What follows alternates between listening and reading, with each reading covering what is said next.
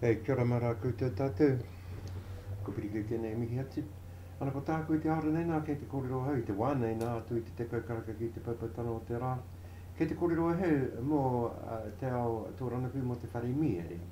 Ana ko te kaupapa e wānana hia nei nā e au i tēnei rā, kei te kōrero hau.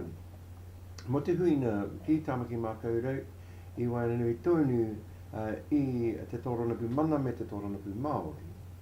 E hata pai o tēnei, ko tēnā te pātai tuatahi, ana kei te whakaroa hau mō nā tāngata kōrero ana whenā rā i a Naira Glavish rāwatahi ko te Ned Sykes nā, ana kei te whakaro hoki hau mō nā tāngata noho ana i ro tonu i te whare miere whenā rā i a te uru roa Flavel rāwatahi ko te hone Harawirau.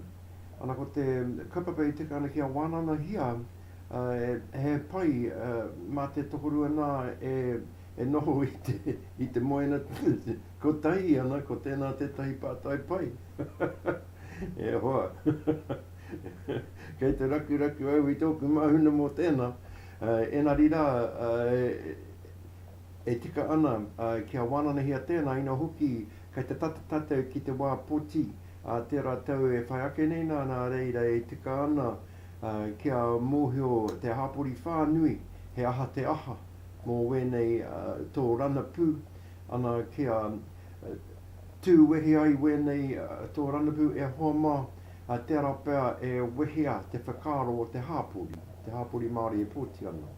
Ana ko tēnā tetahi raruraru nunui ki tōku anō nei nā whakaro enari I nā ia nei e tika ana ki a wānana hia tēnā ira, tēnā rā nei o nā kōrero katoa mō tēnei take. Nā reira ko te mako tēnā tetahi mea kei te kōrero hoki a hau mo te John Kimu e tahi ahuarano o te tōranapu Nahinara me te noho puku o te tōranapu Repa. Tēnā rawa tu koutou ko piriki tēnei mihi atu. Ko tēnei tetahi pāhotana I mua I tāku ki runi te reo irirani o Arani Tāne, ana reira koutou mā tēnā rawa tu koutou e hokorono mai ki tēnā.